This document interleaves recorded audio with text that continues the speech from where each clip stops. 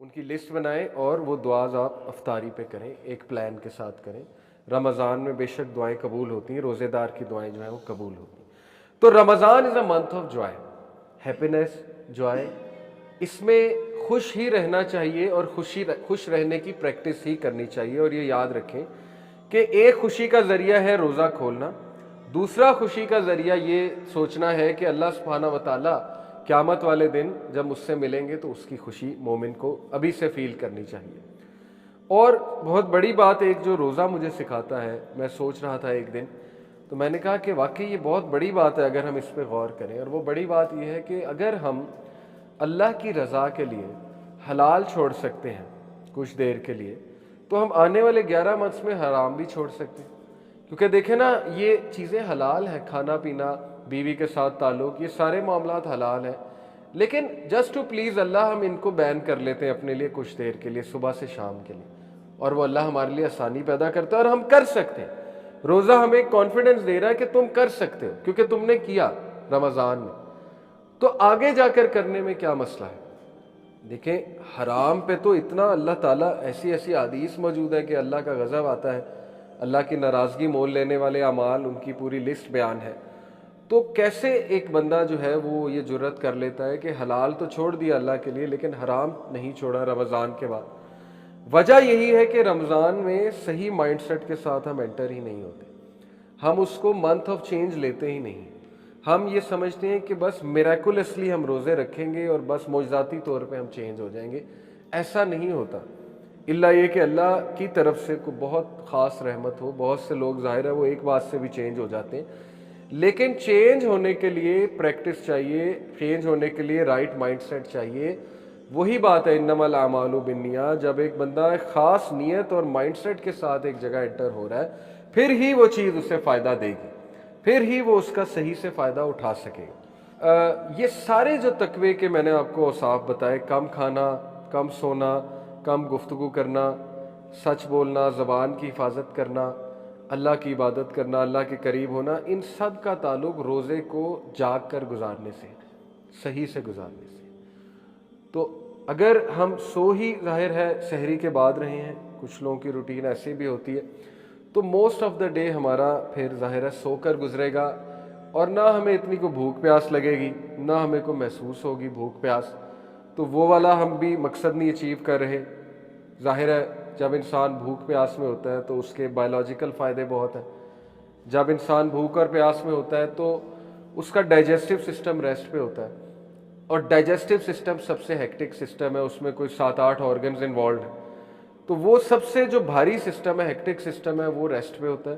تو excretory system جو ہے وہ اچھا رن کرتا ہے، نروس سسٹم اچھا رن کرتا ہے، انسان کے مختلف جو سسٹمز ہیں وہ اچھے رن کرتے ہیں، آپٹیمل لیول پہ ہوتے ہیں، تو خون کا فلو بہتر ہو جاتا ہے، ٹاکسنز ریلیز ہوتے ہیں، بلڈ پریشر، شوگر میں بہت بہتری آتی ہے۔ اس کے تو اتنے فائدے ہیں کہ اب تو گورے فاسٹنگ کرتے ہیں۔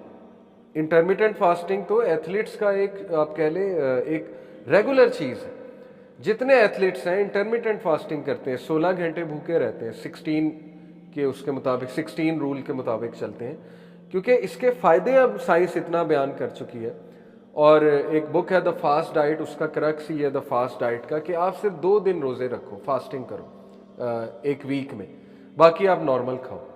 تو اس سے کیا ہے کہ آپ کی ڈائٹ بھی اچھی رہے گی اور آپ کی باڈی بھی اچھی رہے گی۔ تو یہی روٹین نبی اکرم صلی اللہ علیہ وسلم کی تھی کہ وہ منڈے اور تھرسڈے کو روزے رکھا کرتے تھے۔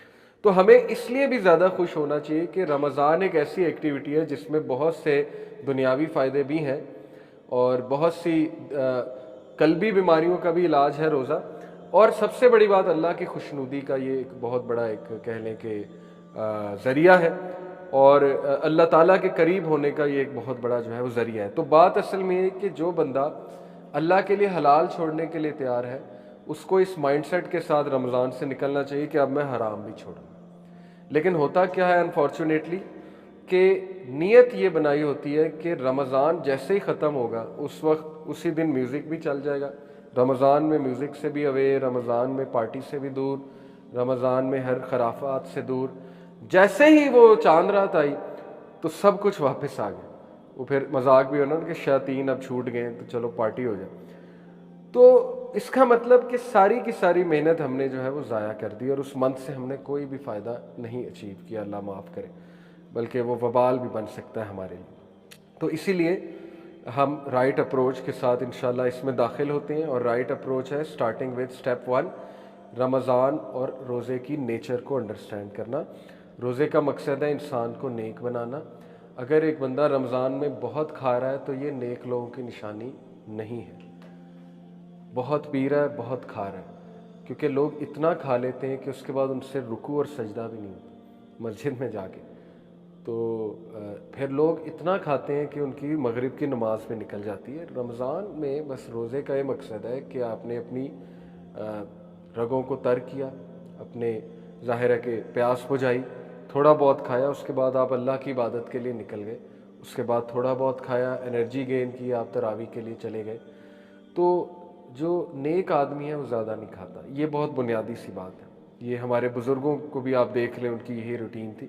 تو ایک تو یہ کہ اس میں یہ ایم نہ بنائیں کہ میں نے ٹکا کے کھانا ہے۔ کچھ لوگ کا ویٹ بڑھ جاتا ہے رمضان میں، بہت ہوتا ہے یہ، کیونکہ وہ بھوکا رہ کے پھر زیادہ کھاؤ تو وہ زیادہ انسان کا ویٹ بڑھتا ہے، اور اس سے پھر ظاہر ہے کہ سسٹم بھی الٹ پلٹ ہو جاتا ہے۔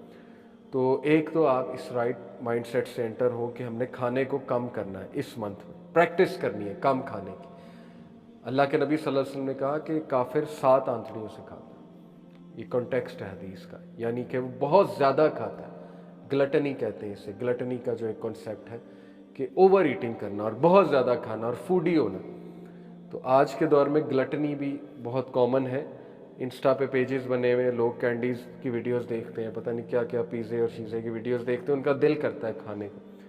تو نہیں، ہمارے لیے کم کھانا ہی ہے۔ اگر آپ نے پرہیزگاری کو اچیو کرنا ہے، نیکی کو اچیو کرنا ہے، اس کی پریکٹس رمضان میں کریں، اور اس کے بہت فائدے ہیں۔ فضول خرچی سے بچ جاتا ہے انسان۔ ہوٹلنگ اور فوڈ پانڈا پہ کتنا پیسہ ضائع ہو جاتا ہے، سوچیں انسان کتنا پیسہ سیو کر سکتا ہے اگر وہ کم کھانا شروع کر دے۔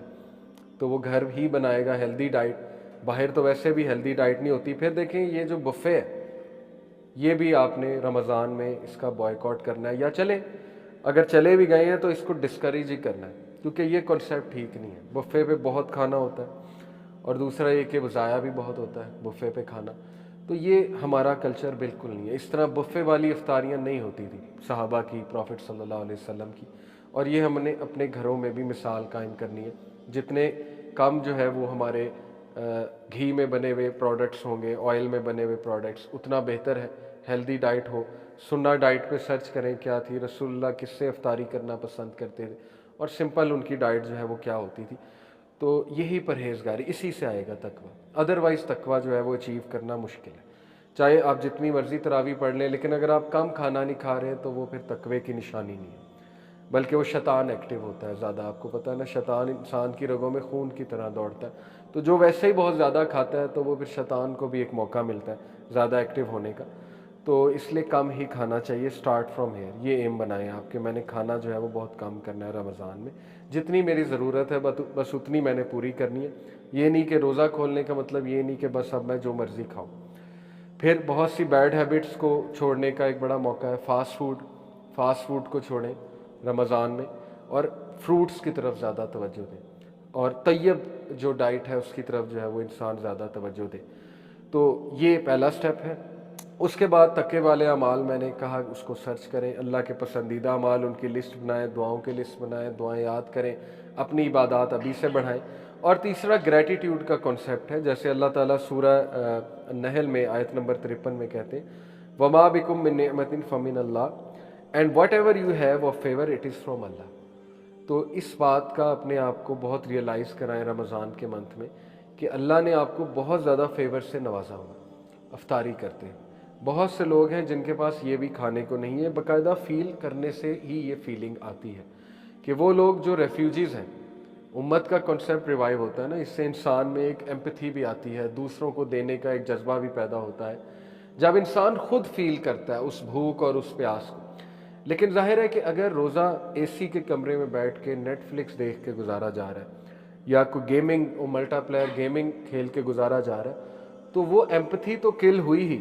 ڈوپامین تو ایمپتھی کلر ہے نا، ڈوپامین جو کیمیکل ہے، اس سے تو انسان کی ایمپتھی مرتی ہے، اور یہ گیمیں شیمیں اور یہ موویز شوویز تو ڈوپامین ہی ریلیز کراتی ہیں، اس کے علاوہ تو ان کا کوئی مقصد نہیں، جو پلیجر کیمیکل ہے۔ تو وہ ایمپتھی تو دور دور تک بلڈ نہیں ہوگی، بلکہ وہ بندہ جو ہے وہ مزید سست ہو جاتا ہے روزے میں، جب وہ بس کمرے میں بند ہو جاتا ہے۔ تو ذرا باہر نکلیں، اچھے کاموں میں ملوث ہوں، کلاسز جوائن کریں، قرآن کلاس، کسی کوئی حلقہ سٹارٹ کریں، اپنے گھر والوں کے لیے سٹارٹ کریں۔ اگر آپ ماشاءاللہ سیکھ چکے ہیں ایک لیول تک، تو گھر والوں کے لیے قرآن کلاس سٹارٹ کر دی، سیرت کی کلاس سٹارٹ کر دی، سب کو جمع کر لیا، یا اپنے وائف کے ساتھ بیٹھے کوئی دعا یاد کر لی، یا قرآن مجید کی کہا کہ چلو جی ہم ٹرانسلیشن پڑھتے ہیں مخصوص نمبر آف سورز کے، جی یہ 5 سورز ہم رمضان میں ختم کریں گے ٹرانسلیشن اور تفسیر کے ساتھ۔ تو گول ہے نا، ایک گول جب آپ نے بنایا تو پھر اس کو اچیو کرنے کے لیے آپ کچھ نہ کچھ تو کریں گے، اور وہ چیز آپ کو خرافات سے دور کرے گی، نیٹ فلکس سے دور کرے گی، کیونکہ ٹائم ہی نہیں۔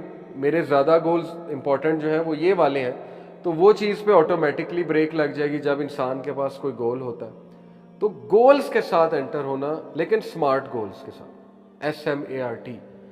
گول شوڈ بی اسپیسیفک، ایس سے مراد ہے اسپیسیفک، ایم سے مراد ہے میجریبل، اے سے مراد ہے اٹینیبل، آر سے مراد ہے ریئلسٹک، اور ٹی سے مراد ہے ٹائم باؤنڈ۔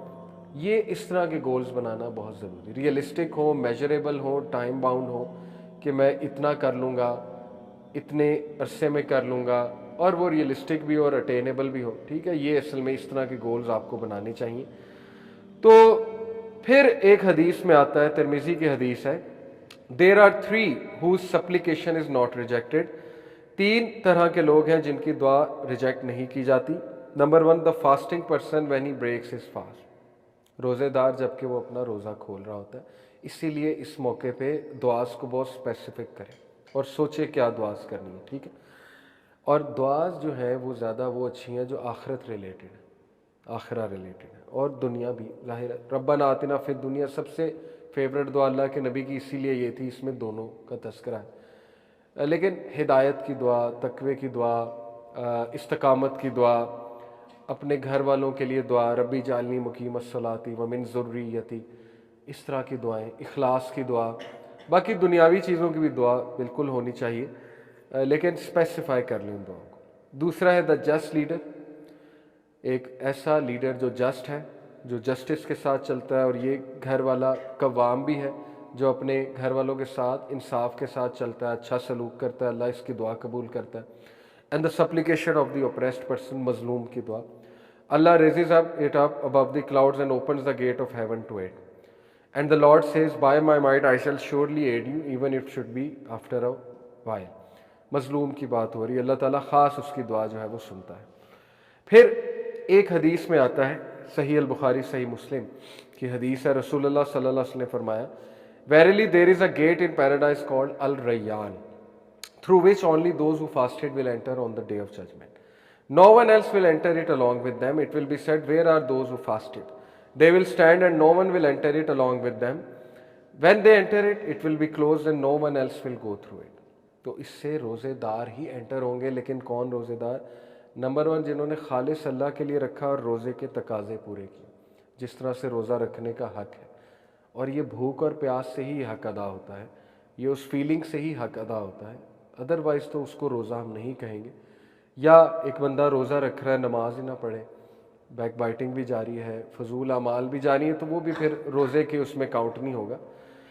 تو احادیث سے پھر ظاہر ہے یہی ثابت ہے کہ یہ ایک فیوریبل منتھ ہے ٹو ڈیٹاکس یور سیلف، ہر طرح کی ڈیٹاکس، اسپرچول ڈیٹاکس، جو بھی دل کے امراض ہیں، بیماریاں ہیں، ان سے ڈیٹاکس ہو بندہ، جو بھی ذہنی بیماریاں ہیں، نیگیٹیویٹیز ہیں، ان سے ڈیٹاکس ہو بندہ، اللہ کے ساتھ اٹیچ ہو کے، دعا کر کے، اللہ سے تعلق قائم کر کے، لوگوں پہ رحم کر کے۔ حضرت عائشہ رضی اللہ عنہا کہتی ہیں نا کہ رسول اللہ صلی اللہ علیہ وسلم بہت جینرس تھے، اور رمضان کے منتھ میں مزید جینرس ہو جاتے تھے، بہت زیادہ جینرس ہو جاتے تھے۔ تو it's a month of generosity. اگر آپ پہلے ہی جینرس ہیں تو 10 ٹائمز وہ جینروسٹی بڑھ جانی چاہیے، گیونگ کی نیچر، افطاریاں کرانا، لوگوں کو انوائٹ کرنا، چیریٹی کرنا، غربا اور مساکین کا خیال رکھنا، رشتہ داروں سے تعلق قائم کرنا، مزید جینرس ہو جانا، وغیرہ وغیرہ اس سے ڈیٹاکس ہوتا ہے. بندے کے بہت سی بیماریاں جو ہے ذہنی اور قلبی بیماریاں وہ ڈیٹاکس ہوتی ہیں, اور ظاہر ہے کہ ہیلتھ وائز بھی ڈیٹاکس کرنا ہے ہمیں. پھر it is the month of دعا, بہت امپورٹنٹ ہے. روزے دار کی دعا جو ہے وہ قبول ہوتی ہے.